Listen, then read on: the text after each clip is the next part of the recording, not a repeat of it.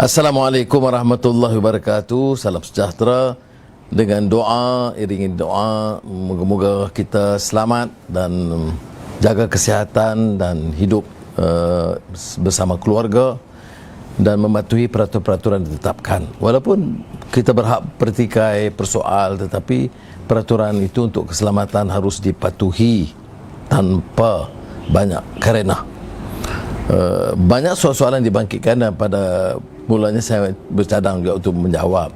Ini hebah isu Raja Mendalia dan Sikitul. Saya mula bawa isu Sikitul ini dalam Kongres Keadilan bulan Disember yang lalu di Melaka, kerana kebetulan ada hubungan dengan sejarah Melayu, robohnya kota Melaka dan pengkhianatan Sikitul. Tapi elok saya ambil kesempatan rujuk kitab atau buku sejarah Melayu dan ambil kerana banyak pengajarannya. Pertama, peranan Datuk Bendahara Seri Maharaja. Kedua, Raja Mendalia Sarawak Saudagar. Ketiga, Sikitul. Keempat, Sultan Mahmud sendiri dan apa pengajarannya. Kerana apa yang berlaku itu menyebabkan akibat rasuah mulanya, ketul-ketul emas yang dikumpul, kemudian Bendahara Tun Ali dibunuh bersama keluarganya semua sekali, dan itu akibat fitnah perasuah Raja Mendalia dan Sikitul, dan akhirnya menyebabkan kejatuhan Empire Melaka. Tapi saya nak merujuk supaya kita ambil kesempatan juga membaca satu buku sejarah yang sangat penting bagi orang-orang Melayu. Dan kita tidak mahu orang hanya war-war ni pejuang Melayu. Saya pernah tanya seorang yang hebat berkami pejuang Melayu, sejarah Melayu pun dia tak pernah baca, dan hikayat Hang Tuah pun tidak tahu.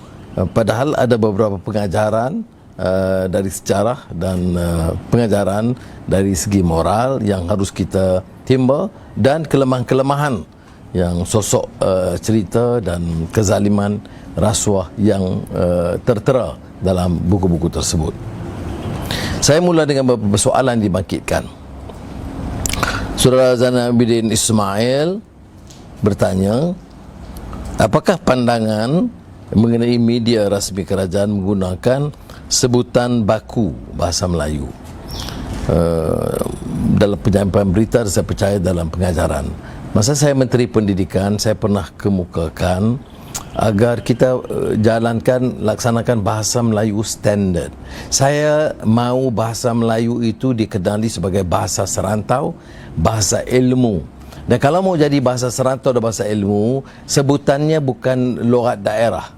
Kita boleh kecek Kelantan di Kelantan, kita boleh bercakap mami mamu di Pulau Pinang, cara orang Penang.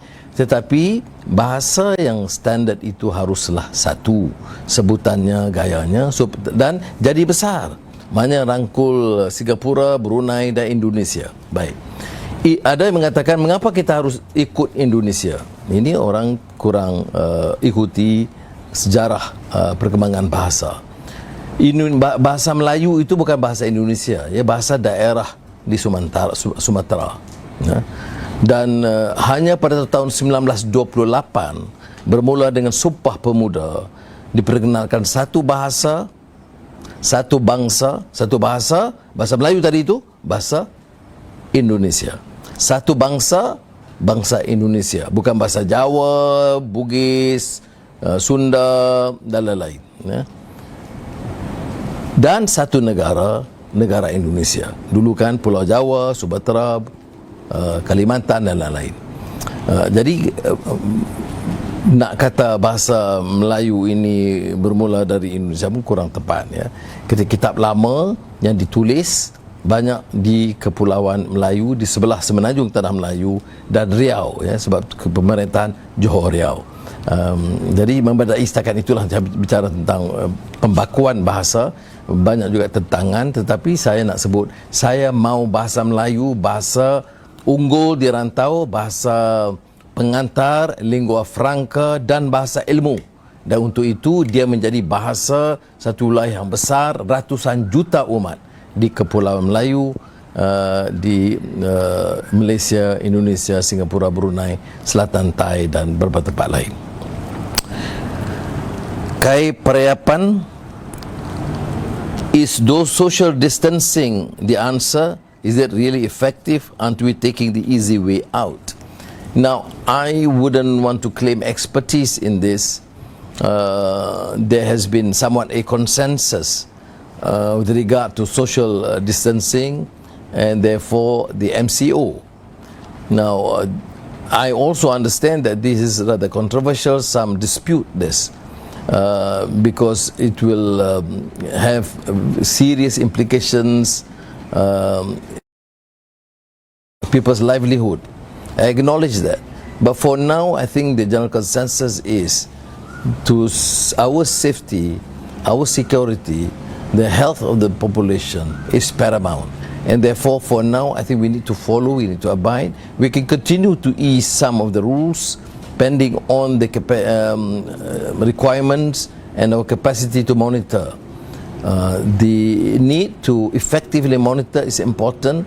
Test kits must be there, hospitals must be fully equipped, but the public, the general population must give our fullest cooperation to the authorities. And I would appeal to all Malaysians. We can argue the case out, we can use our social media to criticize, but please observe ground rules. Mustafa Sa'mud, bagaimana mendidik rakyat supaya mengamalkan politik matang, beradab dan tidak menyokong membabi buta. Ini satu cabaranlah, sebab kalau kita dasarnya agama atau Islam, dia harus perkasa akhlak. Jadi kita boleh setuju, kita tidak boleh setuju, itu berbeza pendapat, tetapi cerca, maki hamun, fitnah orang itu tidak dibolehkan. Pertama. Keduanya, kita mesti juga pertahankan budaya ilmu. Maknanya kita sokong tu apa sebabnya? Kita tidak setuju apa alasannya? Ini kadang-kadang kita sokong itu kerana upah RM2,000 ataupun upah jawatan. Maknanya sokong kita itu tidak ada prinsip akhlak. Maka oleh yang demikian kita harus jelaskan isu ini.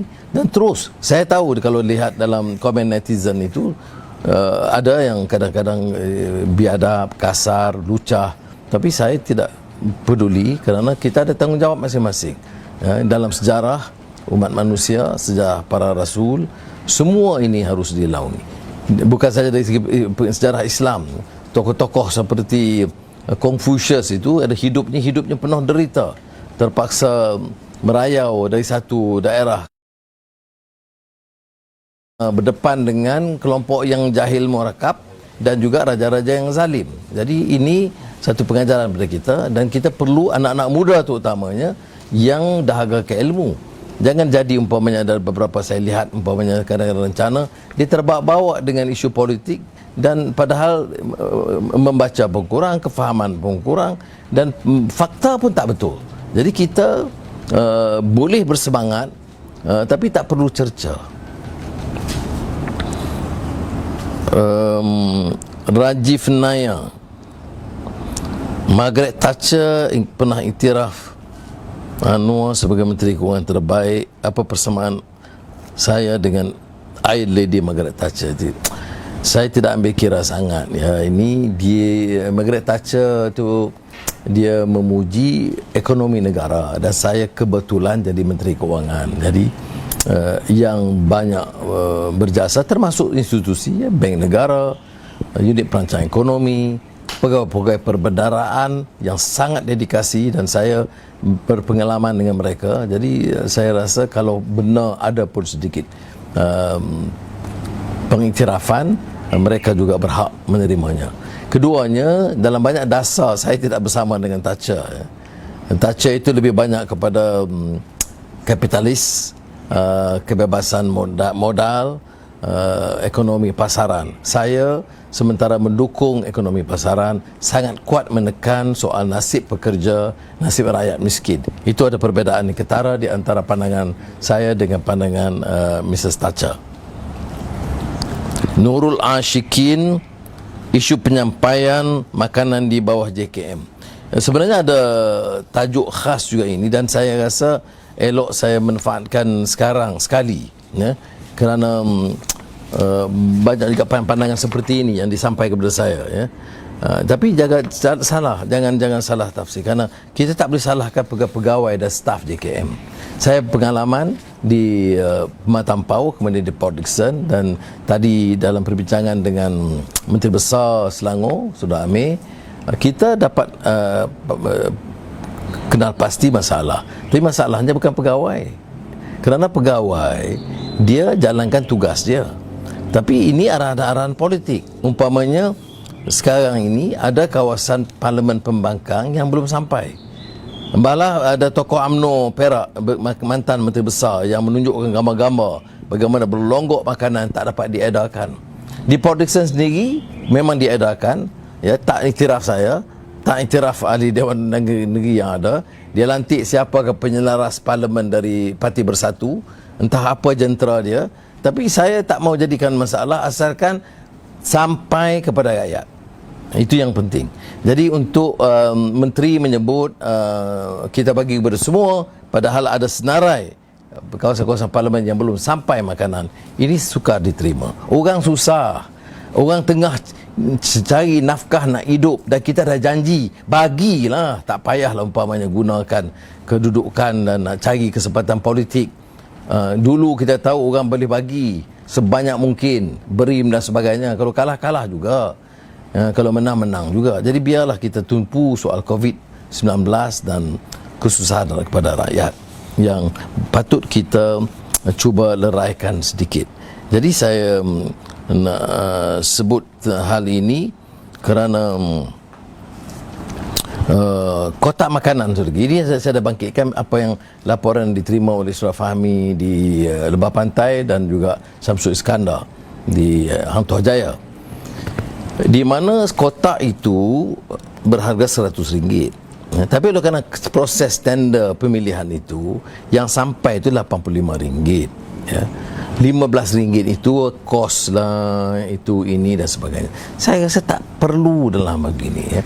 Saya boleh tunjukkan umpamanya usaha-usaha kami kecil lah, peribadi. Ini bukan soal Port Dickson, yang saya kumpul beras, gula. Nanti kita boleh tunjukkan sedikit, ya, yang kita kumpulkan. Kita beli at cost dengan harga lebih murah, ya. Nanti kita sisipkan foto yang di rumah, ya. Bukan besar, tapi tiap minggu saya adakan, kerana ini saya nak memenuhi tanggungjawab keluarga, ya. Jangan sekarang-kadang orang politik ini dia bagi habuan, tapi semua peruntukan kerajaan, semua orang lain derma, dia sendiri tak nak keluarkan bantuan. Yang ini bantuan kerajaan, semua nak dapat nama, nak bagi pada parti dia. Sumbangan daripada diri tidak ada, ya. Yang tahu punggah kekayaan, dan bila orang susah tak nampak nak berikan habuan. Ini tak ada ni. Okey.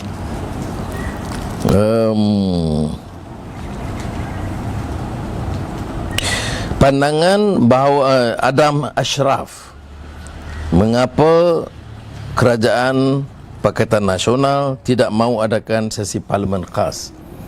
Tidak ada penjelasan, ya. Saya bangkitkan perkara ini kepada Perdana Menteri Tan Sri Muhyiddin. Pimpinan Majlis Presiden Pakatan Harapan kemukakan pandangan ini dalam satu kenyataan, minta ada sidang khas supaya dibincang hanya COVID-19 dan tidak ada isu atau usul lain pun tidak diterima, dan diadakan cadangan adakan sidang parlimen pada 18 Mei. Titah diraja, kemudian semua balik. Saya tak faham mengapa kita harus susah payah datang ke Kuala Lumpur untuk begitu, kerana boleh buat melalui siaran langsung, dan ahli-ahli parlimen masing-masing di rumah dan mendengar. Kalau mahu ditangguh begitu, sidang parlimen ini berarti kita boleh membahaskan. Saya faham tak perlu berminggu-minggu untuk bahas, kita boleh buat 2 hari. Peraturan saya sebut 2 hari yang lalu boleh diadakan supaya kita boleh kurangkan jumlah ahli parlimen. Parti Keadilan sekarang ini ada wakil 39. Okey, kita kata boleh setengah je hadir, dan kita boleh putuskan umpamanya supaya tidak membebankan kalau perlu diadakan sesi, dan takut kalau jadi masalah tempat dan sebagainya kerana ditetapkan tentang jarak sosial atau pembatasan sosial. Tetapi ada yang buat andaian kerajaan PN ini tidak mahu meneruskan sidang parlimen kerana bimbang akan munculnya undi tidak percaya. Maknanya dia tidak yakin akan sokongan ahli-ahli parlimen. Norman Shah ini tentang ahli parlimen PAS yang ditawarkan jawatan GLC bagi pantau syarikat.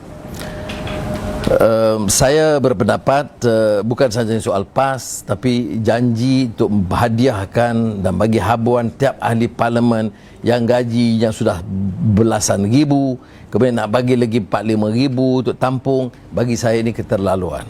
Kalau orang itu mempunyai kelayakan luar biasa jaga urusan syarikat, itu saya boleh terima.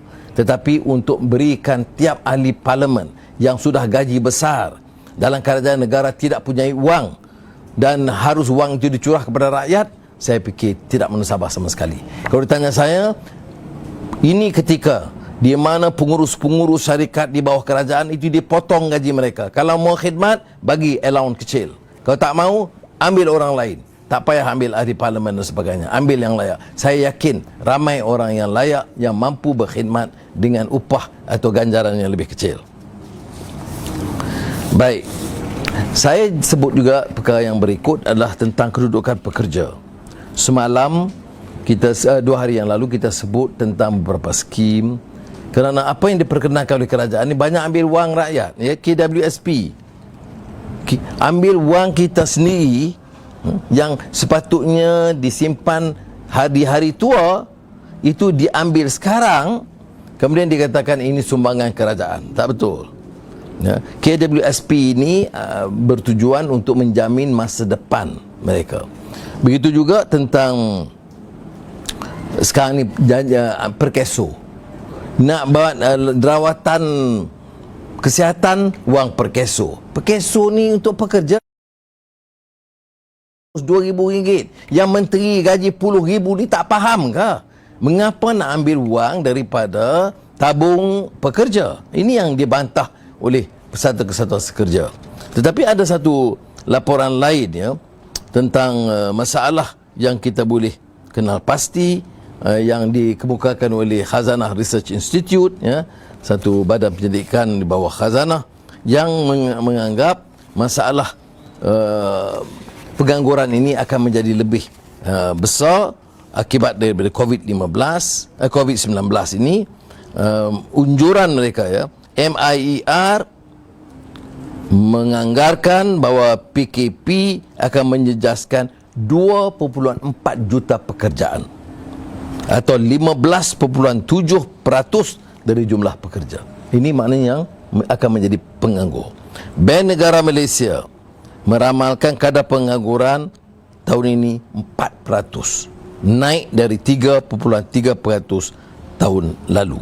Ini semua akan menjejaskan kehidupan rakyat, ya. Golongan pekerja ini golongan yang selalunya di bawah B40 ataupun M40 yang agak masih menghadapi kesulitan. Jadi oleh demikian kita harus saya dicanangkan supaya, ya, kerajaan mempunyai jatuh kuasa penyelaras khas menangani masalah pengangguran ini. Kerana pengangguran ini akan menyebabkan keluarga akan menghadapi masalah makanan, kesihatan, pendidikan anak dan kebajikan am mereka. Jadi untuk itu pada saya sekali lagi nak ucap terima kasih pada hari ini atas kesempatan dan saudara melayani dan juga menjawab sebahagian soalan saudara. Dan saya dah sebut tadi dalam beberapa perkara soal si Kitul tu kita jawab kemudian dengan saya nak bawa sekali buku sejarah Melayu ni, nak anjurkan supaya lebih ramai anak-anak muda baca ya, buku sejarah Melayu ni. Kalau tidak kadang-kadang lebih Melayu sejarah dia pun tidak tahu, pengajaran daripada buku sejarah Melayu pun tidak tahu. Keduanya saya sebut juga tentang soal bekalan makanan ini ya, oleh JKM. Staff berkhidmat tetapi campur tangan politik kadang ni berlebihan. Dia bercampur tangan politik berlebihan ni bila orang tu dia rasa dia kurang secure.